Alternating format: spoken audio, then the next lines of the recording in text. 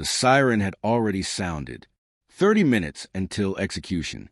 Warden Havers stood by the east yard fence, tapping his cracked knuckles against the cold clipboard. The call had come in. The governor wouldn't be intervening. Lucas Remy, death row inmate number 4128, would die before sunrise. But the dog, K9 Valor, refused to leave the yard. He circled one patch of frozen earth, low growls rippling from his chest, tail stiff. Then he started digging, frantic, desperate. And what he unearthed beneath that hard prison soil stopped everything. Even the clock. The November wind carried grit across the razor-wire fences of Mossfield Correctional, a rural prison squatting in a forgotten corner of Virginia. A brittle quiet hung over the yard, broken only by the lower of a tower fan and the clink of a CO's boot on gravel. Most inmates were still asleep in their blocks.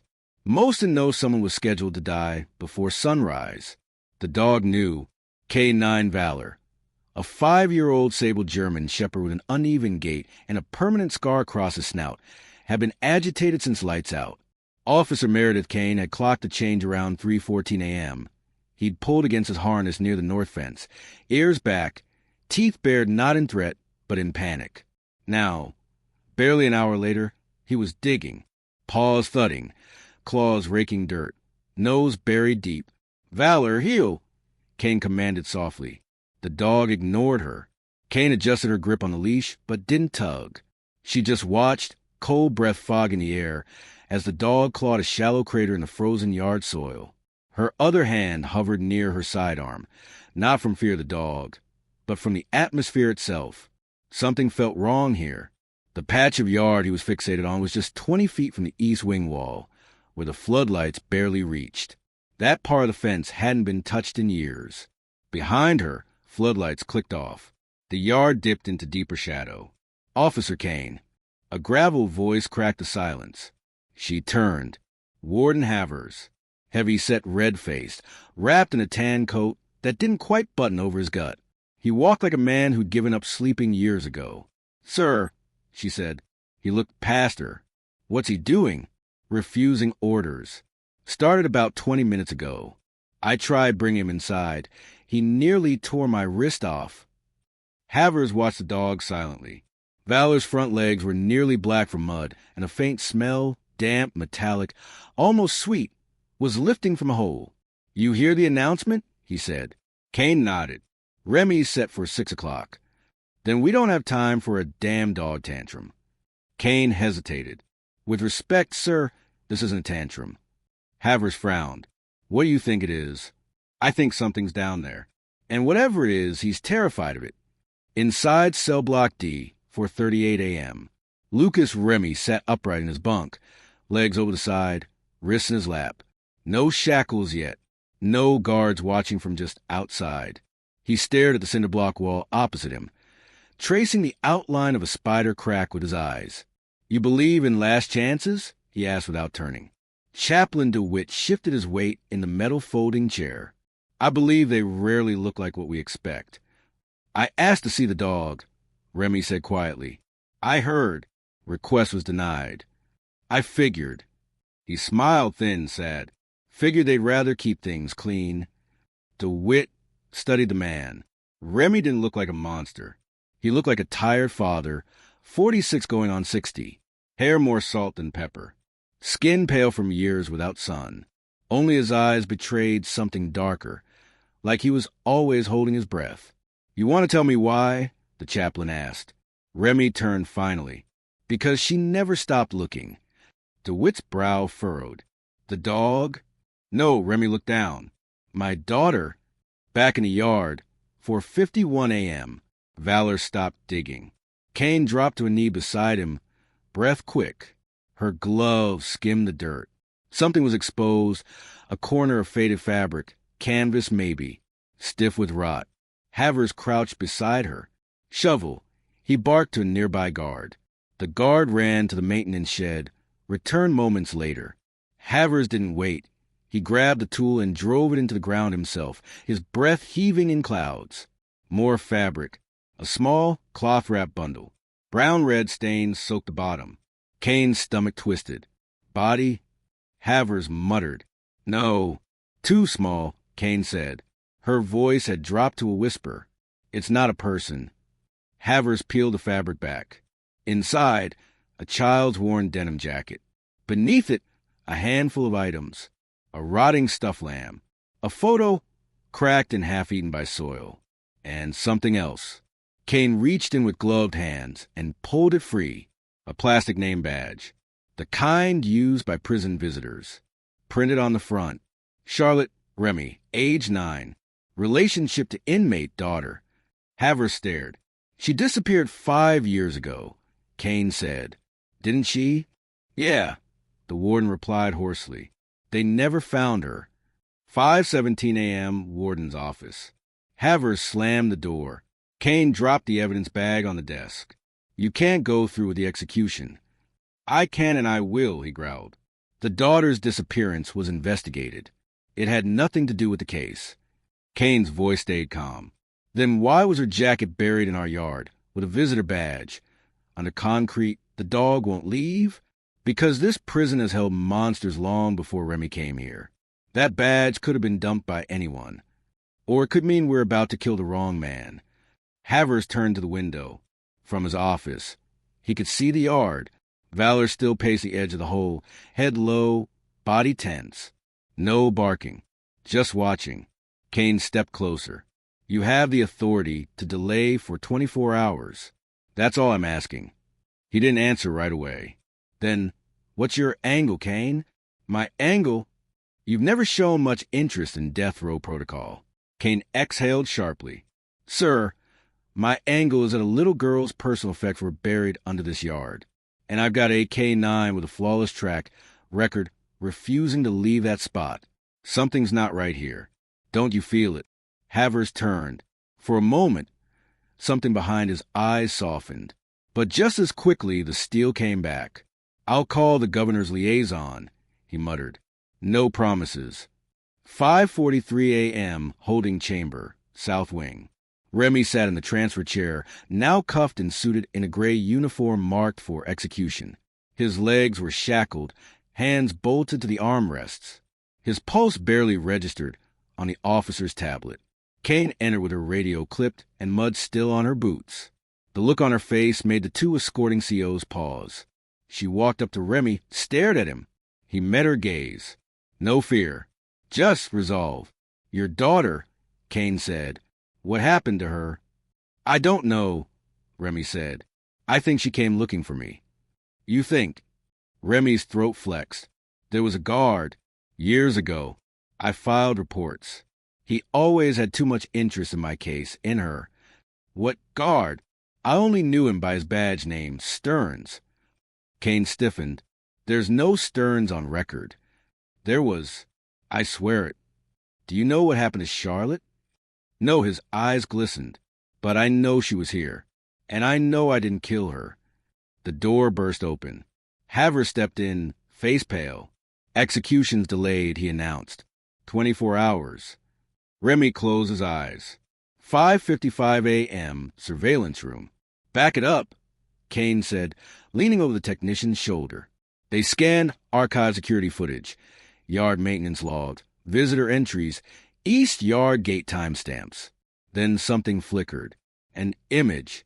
A man, not in CO uniform, but with a maintenance badge, from 7 years ago, escorting a child to the East Yard under the guise of equipment transfer. The camera caught just a glimpse of her, holding a stuffed lamb. Kane froze.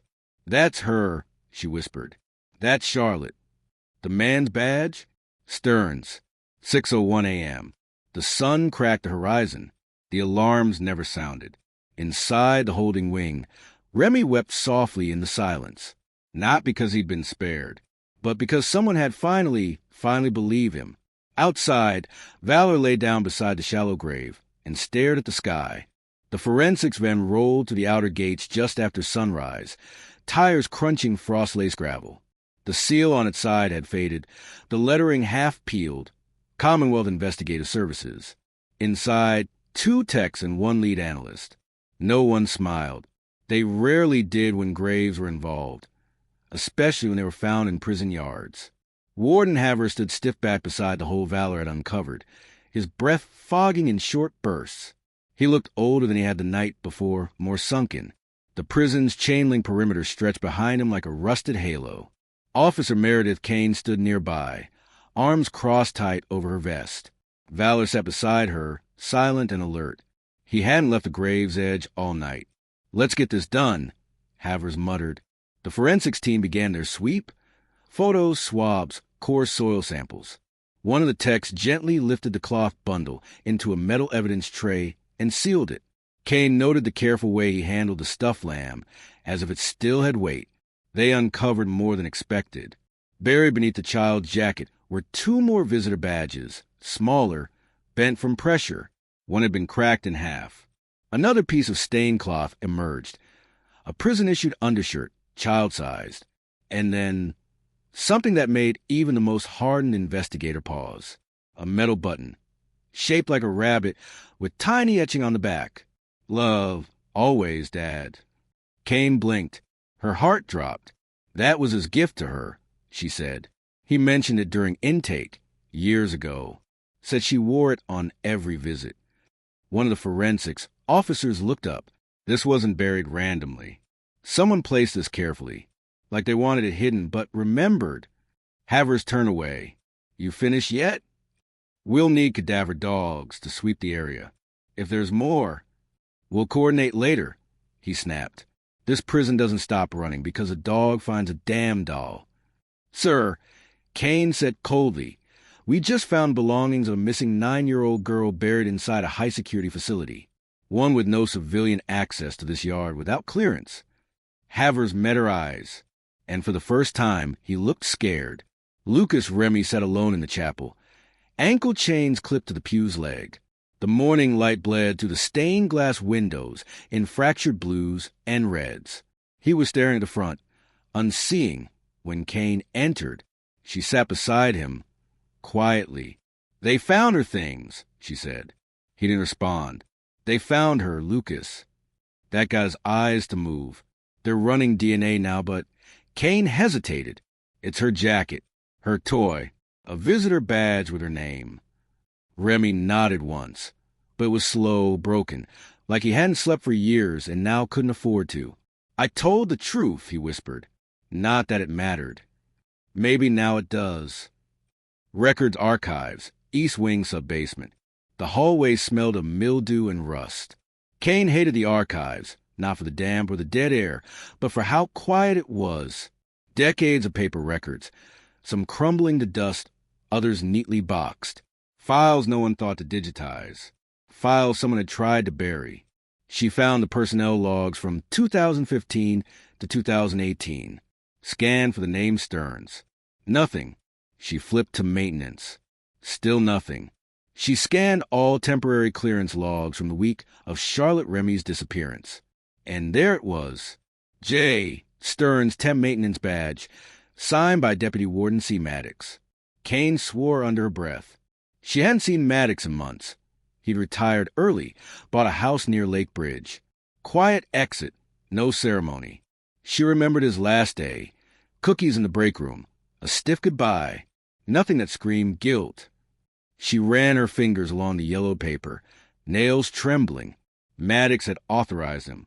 Maddox had given him access. Retired Deputy Warden Carlton Maddox's property.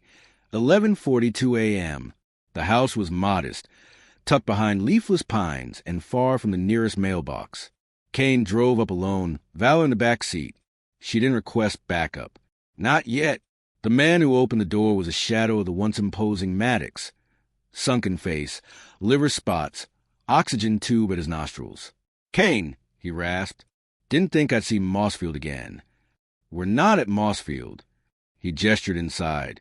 "Well, come in then. I'm dying, not deaf." She stepped into the living room.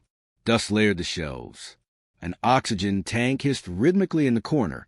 "You remember Stearns?" she asked. He didn't answer. She pulled the clearance log from her folder, dropped it on the table. "You signed off on his yard access the week Charlotte Remy vanished." He reached for a glass of water, hand trembling. "I don't know who he was." Maddox said finally, "Just that Havers told me to sign." Kane froze. "Warden Havers?" Maddox nodded. Said the guy was private clearance, special investigation. That's how he phrased it. I didn't ask questions. I didn't want to. Did you ever meet him? Once. He was clean-shaven, military posture. But he didn't look at people. Just watched. Kane's voice dropped. You believe he took that little girl? Maddox turned toward the window. I believe we buried something. And now the ground is remembering. Back at the prison, 1:25 p.m. Havers was waiting outside Kane's office when she returned. The look on his face was unreadable. We have a situation, he said. She brushed past him. We already have a situation. Remy's lawyer showed up. And a woman. Kane paused. What woman? She claims she's his ex-wife. Says she has proof someone tried to contact Charlotte Weeks after her disappearance. Kane stared. Bring them to the conference room, she said. Interview room B, 1:49 p.m. The woman's name was Mira Devlin, mid-40s, thin, eyes like Lucas's, full of ache, full of memory. She laid the file on the table. Voicemails. From a burner number traced to the county. She never spoke, just soft breathing. One call came from a landline registered to a P.O. box under the name J. Stearns. Another traced to a trailer just 4 miles from the prison yard. Why didn't you come forward sooner? Kane asked. I did, Mira said. No one believed me. They said it was grief, that I was making up ghosts. Kane scanned the transcripts. One recording, labeled February 3rd, 2022, had this line. Tell Daddy? I tried. A girl's voice. Cracked, faint. Kane closed the folder, eyes burning. Outside, dusk fell early. Shadows spilled across the yard, long and cold. In his kennel, Valor paced. He kept glancing toward the east fence, as if it still called him. In the control room, Kane pulled every staff file linked to maintenance or access codes during the years Remy was incarcerated. Cross-reference initials, badge clearances. Then, something strange. J. Stearns was never employed. But there was a man named Jonah Keller, fired in 2019 after an internal harassment investigation. She clicked into his file. Last known address, Ash River Trailer Lot number 16, just 4 miles from the prison. Her hand hovered over phone. Then she picked up. Sheriff Dalton? Yeah, I need you to meet me outside Ash River Trailer Lot. We've got a name. Ash River Trailer Lot, 8:12 p.m. The trailer was barely more than a tin box. Sagging on cinder blocks, a rusted porch light flickering above the door. No car in sight. No movement. Kane and Sheriff Dalton approached slow. She kept one hand on her sidearm. Dalton knocked once. Jonah Keller, open up. Silence. Then footsteps inside. Kane's heart kicked. She drew her weapon. Jonah, we need to talk. No Jonah here. Came a voice from inside, slurred, slow. Only ghosts. The door creaked open an inch. Inside, darkness. A faint odor drifted out. Rot, bleach, and something fouler. Kane nodded. Dalton kicked in the door. They found Keller inside, on the floor, wrists slashed and duct tape beside him, a revolver near his hand. Blood everywhere. But what mattered was what they found in the bedroom closet. A wooden box, padlocked. Inside it, photos, dozens of them. Charlotte, from age 5 to at least 11, alive. She was alive. The photos told the story in fragments. Polaroids, timestamps smeared or cut away. Some showed Charlotte smiling, others not. Her hair grew longer, then was cut short, then longer again. In one photo, she wore a stained blue hoodie 2 sizes too large. In another, she clutched the same stuffed lamb they dug from the yard. That's what shattered Officer Kane the most, that somewhere, in the middle of being missing, that child had held on. Sheriff Dalton ran a trembling hand through his hair. My God, she made it to at least 11. That's 2 years beyond what anyone assumed. She didn't just vanish, Kane said. She was held, hidden. They found trace amounts of phenobarbital in the trailer kitchen, consistent with long-term sedation. There were bedsheets, small clothes, coloring books. And beneath the rotting floorboards, A pair of tiny shoes and one prison visitor badge with a photo of a grinning girl, age 10. I think she was here up until maybe 3 years ago, Kane said. Then something changed. Dalton lowered his voice. You think Keller killed her? Kane shook her head. I don't think she's dead. Dalton looked at her sideways. Then where the hell is she? Mossfield Correctional, 11:15 p.m. Warden Havers paced his office. The heater hummed in the ceiling, but the cold never quite left the concrete walls. You're telling me this entire execution is off? He snapped. Because of photos? Because of evidence, Kane replied. And a confession. Havers froze. What confession? We found a video. On a cracked camcorder in Keller's trailer. Footage of him speaking directly to camera. Timestamped 3 months ago. She dropped the flash drive onto his desk. Havers didn't reach for it. He talks about Remy. About how Charlotte was the only light he'd ever known. About how Havers owed him this favor. The warden's jaw ticked. That's not admissible. No, Kane said quietly. But it's enough to reopen the case. And enough to start investigating you. Havers' fingers curled at his sides. Do you know what this will do to this prison? To me? I think, she said, you should start worrying about what it'll do to her. 2:03 a.m., Interrogation Room 2. Lucas Remy sat in a state somewhere between shock and exhaustion. His hands trembled. He hadn't slept since the stay. Kane pushed a photo across the table. Charlotte, age 11, sitting on a swing in the woods, squinting at the sun. Remy stared. How? His voice caught. How recent is this? 3 years. We think she was moved after that. We don't know where yet, but Jonah Keller left clues. Journals. Names. Places. Remy's lips parted in a prayer. That didn't make it out. You said you thought she was looking for you. She came here, he whispered. I felt her. Kane nodded slowly. And she left you something. She handed him the rabbit pin. Dirt still rimmed the edges. Buried with her lamb. Remy touched it like it might shatter. His thumb ran over the tiny carving on the back. I gave this to her on her 5th birthday, he said. Said it would keep her safe. Kane said nothing. They both knew it hadn't. Warden's office, 3:10 a.m. Havers sat alone. The lights were off. The only sounds were of a single desk fan, spinning even though it was winter. He poured whiskey into his coffee mug. No coffee in it. The knock was soft. Come, he rasped. Kane entered. Her badge hung heavy on her chest. I filed a report, she said. I'm naming you for obstruction. The Maddox interview lines up with what Keller said in his journals. You vouched for Stearns Keller under a false name. Havers didn't respond. Just stared out the window at the yard. At the shadow where the dog had dug. I thought she was dead, he said finally. What? He turned, eyes raw. Keller came to me. Said the kid was dead. Said he'd buried her. And that if I wanted to avoid unwanted fallout, I'd let it lie. And you did. I signed the badge. Told Maddox it was federal clearance. I thought, he choked. I thought I was protecting the institution. Kane stared at him. You weren't. You were protecting yourself. 4:20 a.m., Valor's kennel. The dog stirred. A cold wind was moving through the compound, low and bitter.